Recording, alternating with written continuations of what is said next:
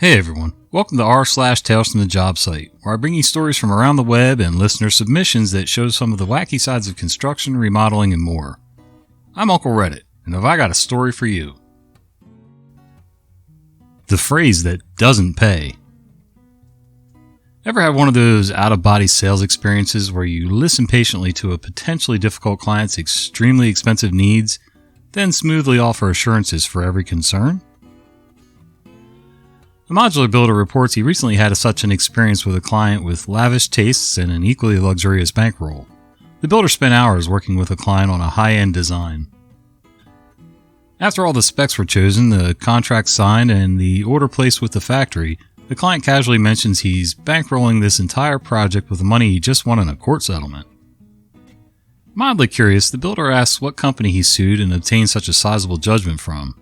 The client names another popular area home builder. Awkward, sinking feeling ensues. Note to self: add phrase in sales contract to the effect that the builder can withdraw from a project for any reason. Yeah, that would have me worried for sure.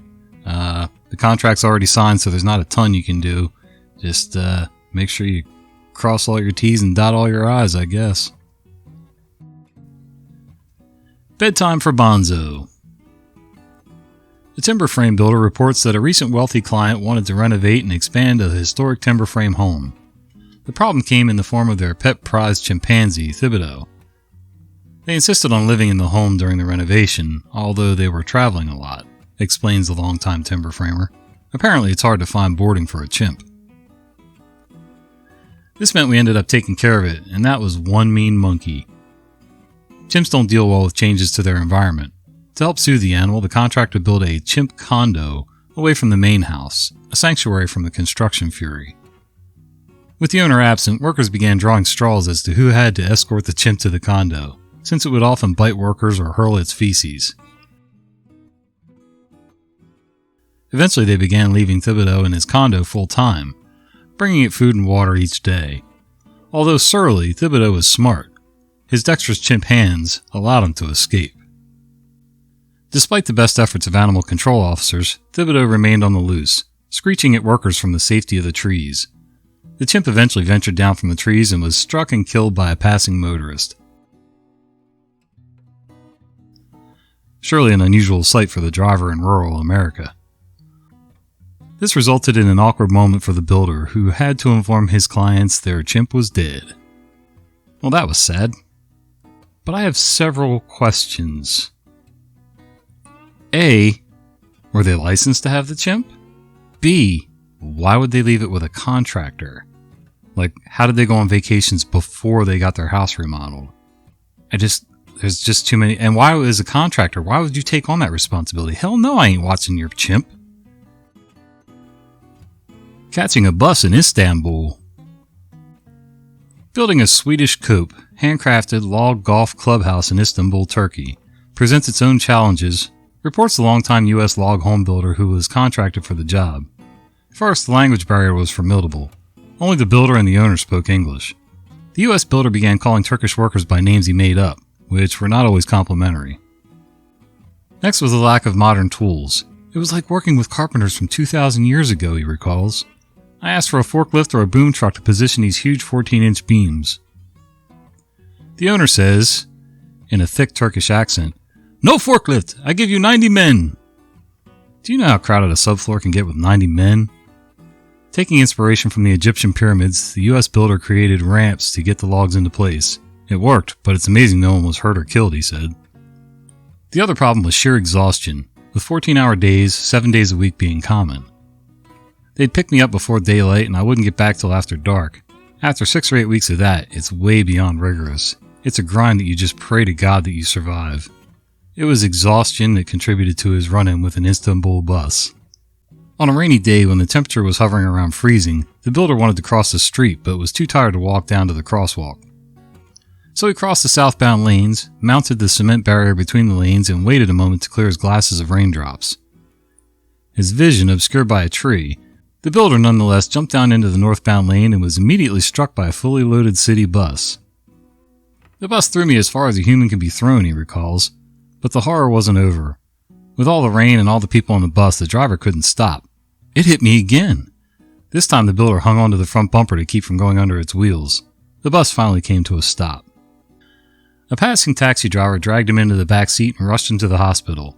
Amazingly, he had no broken bones and his thick clothing protected him from road rash. The doctors couldn't believe it. I went back to the hotel and had a drink. Then I went back to work the next day. Yeah, it's a different world when you're doing construction in countries like Turkey. It's not that they don't have access to or know about certain modern equipment, but usually there's something that keeps them from actually using that equipment. It could be somebody who wants people to have jobs, so they put everybody to the work they can. It could be due to greed. 90 guys might be cheaper than renting a forklift or whatever. But either way, you definitely have to make some concessions for that if you're going to do contracting overseas. Hey you! Yeah, you! Construction, a short story by W. David Marks. Hey you, get up and help me with this girder. Girder? Me? What in the world was this guy talking about? When I'm standing next to a construction site, I'm now suddenly part of a work crew. This was at 4th and Main on the northwest side. I had parked my car across the street in front of the slightly fancy bodega that sells grilled cheese sandwiches made from real Danish Marabou, and perched on someone's stoop, waiting for Spencer to show up so we could go to that loft party, when this random construction worker came charging over to bark orders. And then I got why this guy was so confused. My boots. Just a week before, I won an online auction for a killer pair of 1970s American steel-toed Red Wings with a beautiful patina of small scratches and subtle variations in the leather green that you only get with age. This was my first time wearing them out, and yeah, if you just saw my feet, especially paired with my ultra-rigid shuttle loom Okayama denim work dungarees, I kind of looked like I belonged on a construction site. Are you deaf, a-hole? Get up and hold this girder. Hey man, at this point he had already turned his back, just assuming I was following him. Hey listen, I'm not part of this crew, I'm waiting here for my friend. Yeah right, guess you're wearing that hard hat to hide your bald spot. Get over here, I can't carry this by myself. Why did this guy know so little about workwear when that was basically his job? I was not wearing some standard issue hard hat. This was a piece of rare, vintage headgear, hand-cast in Japanese aluminum, very limited production run, with each hat completely unique from the others, meant for guys who fight fires on oil rigs. The thing was a little too big when I bought it, but I had a milliner downtown make some adjustments and now it fit perfectly. My favorite thing about it was that if you held the hat up to the light, you could still kind of make out the name of the oil rig. Not sure where it was located though. The guy at the store told me Oklahoma, but my gut said Texas. You couldn't really see much of anything at night though, so to this construction worker it probably just looked like a regular hard hat. I tried to explain. This hard hat isn't like a real hard hat. I knocked on it. It's not even up to modern regulations like OSHA 1910.135, the little I knew about OSHA, the Law on Occupational Safety and Health Administration. I picked up a few days before when shopping online for some other hats. Chatterbox, get over here. We've got 3 other girders to put in place before the other guys can even start the main job. He headed to the far end of the steel beam and waited for me. I got up from the stoop to go discuss this matter man to man, but when I moved directly under the glow of the street lamp, I finally realized what was going on. We were wearing the exact same neon orange safety vest. The only difference was that the back of mine said Construction, the name of the underground British streetwear brand that made it. Glad to see you're off your butt, buddy. You know you have to actually do some work to get paid, right? No, you don't understand. I'm not a construction worker. I'm just waiting for my friend. Look, I don't know what kind of practical joke you're pulling here, but you got me. It was hilarious. Now, can we get to work? I don't know how many GD times I have to say it, but we got to get these girders set up before the rest of the crew arrives. I attempted a different angle. Hey man, I want you to know that I'm not properly unionized. Who is these days? Get over here and help me lift this. I finally just decided to help the guy. I had time. I left my bag on the stoop and pulled out a pair of oil-resistant nitrile grip gloves with PVC coating. I mostly use them when I ride my bike in the rain, but I thought they would do the job here too. In hindsight, I can't believe I didn't have my Kevlar Ansel cut protection gloves with me. I had left them at home because the color clashed with the orange in my vest. I picked up the girder only to have the guy start barking at me again. What in the world are you doing? You want to kill us? You can't grip it like that. I told you, I'm not a construction worker. This was exasperating. There was just no getting to him. We finally got the first girder in place and went over to get the second one. I decided that I needed to make peace with this guy in order to get the job done. Hey, so what's your name? Spencer. Something loud crashed in the background right as he said it. Sorry, I didn't catch that. Spencer, hold the girder higher, gosh darn it. Now this was getting weird. This guy also happened to be named Spencer? What were the chances of that? This Spencer and my Spencer even had the same mustache. For a split second I thought I had been teleported to a parallel world where I was actually a construction worker and Spencer was middle-aged and 40 pounds overweight. Or maybe I had warped into the future, a really bleak future. But then the real Spencer showed up. Mike, what the hell are you doing? You mean with this pre-stressed steel I-beam? I've been helping this guy out a bit while waiting on you. The construction Spencer shouted at my Spencer. Hey buddy, get out of the way, we're working here. Mike, let's go, we're already late. Okay, let me just put this thing in place. Once I had firmly secured the beam, I went back over to the stoop to get my bag. But then construction Spencer started screaming at me again. Hey, where do you think you're going, hotshot? Construction Spencer, I'm really honored that I was able to contribute to this project, but I have to get going. We gotta get 2 more girders in place. Get over here. I didn't really have a choice. I headed over to help with the third girder when suddenly the construction site manager showed up. Totally Deus Ex Machina. I have no idea how to say that. And said to me, Who the hell are you? You're not on the crew today. I don't have you down on this list. I've been trying to explain that to Spencer for the last 15 minutes.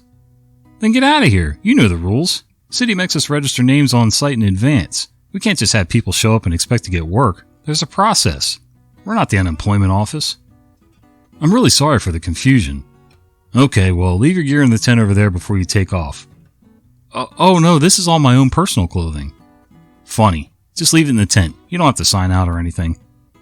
The walk sign flashed on across 4th and Spencer headed over to the bodega. Come on, Mike, let's just go. I want to pick up a grilled cheese. You like the Danish Marabou? Sorry again for the confusion, everyone. I hollered back as I also crossed the street. Waiting for Spencer, I went ahead and got in my car. But as I cranked on the ignition, construction Spencer and the site manager stopped their work and slowly started lunging towards me. They were screaming something yet again, only I couldn't hear under all the engine noise. Before they could get too close, Spencer thankfully came out and hopped in. I put the thing in first gear and zoomed out. Spencer said the workers were all yelling something like, "Come back with that bulldozer." As if my first edition John Deere 450 series from 1965 would be useful for that kind of road work. I almost felt like going back and giving these guys a history lesson, but we had a party to get to. I know this was a fictional story, but daggone it, I've known some people like this construction Spencer guy. Nice guy, tough as nails, probably could have carried that steel beam by himself, but just a little thick, you know what I mean? Hey guys, thanks for hanging out with me today. If you've enjoyed this content, would you do me a favor? Would you consider giving this video a like, subscribe to the channel, and maybe click that little bell icon so you don't miss the fat guy with the beard telling you stories. See ya!